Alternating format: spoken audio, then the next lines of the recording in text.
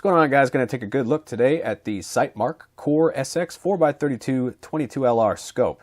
Sightmark sent me this one over to give you guys a good look at it, and that's exactly what we're going to do today. I'll give you my thoughts on it, a couple of things I like about it, and very few things that I don't like about this scope. All right, let's very briefly go over what is included in the box with the scope. First of all, you do get one neoprene cover that covers the entire scope, keeps it safe and keeps it clean. You also get included 1-inch rings, which appear to be at the medium height. You also get a little cleaning rag and then the scope itself.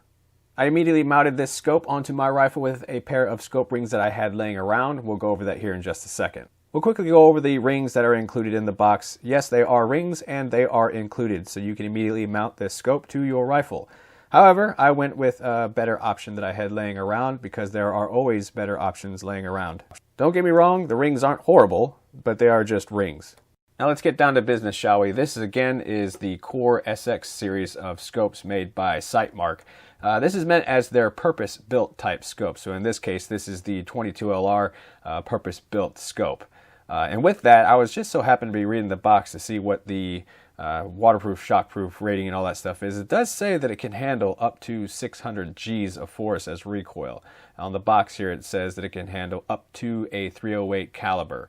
I didn't test it with a 308 or anything like that, but I did beat the scope up a little bit and it seemed to pass with flying colors.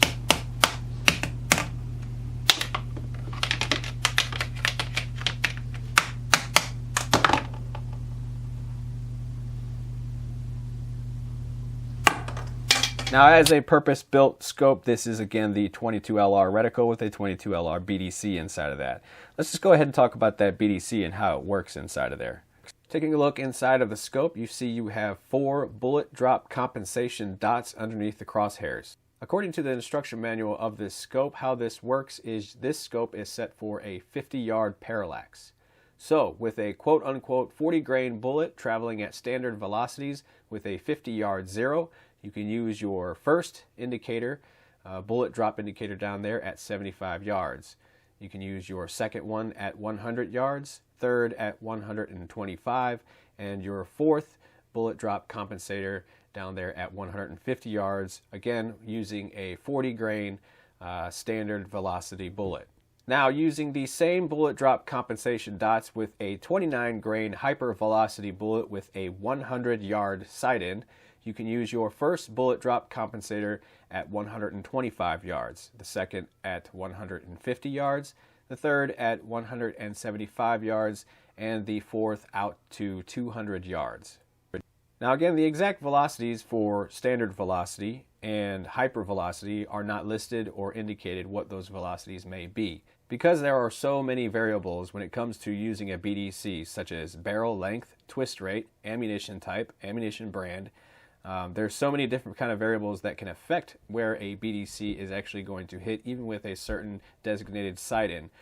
My best advice is to use your type of ammunition that you will be using, sight it in at 50 yards, stretch it out to 100 yards, see where it's hitting on the BDC inside of the reticle. This simply is the case with most BDC reticles out there.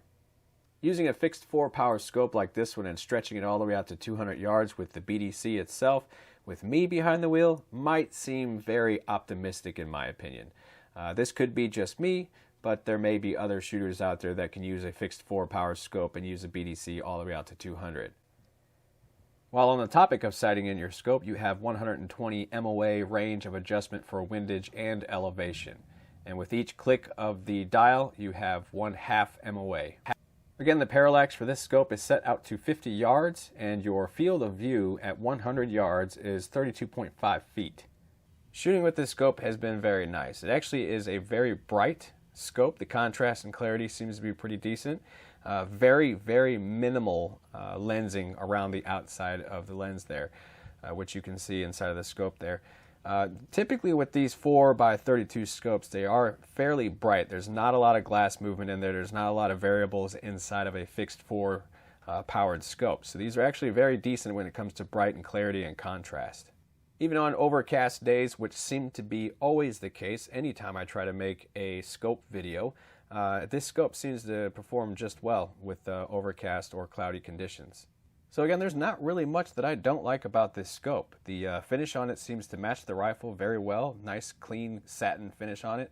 The clarity of the lens, the brightness, the contrast seems to be on point with a lot of scopes in this price range. Doesn't seem to stand out much more than a lot of other scopes. It's just, again, another option.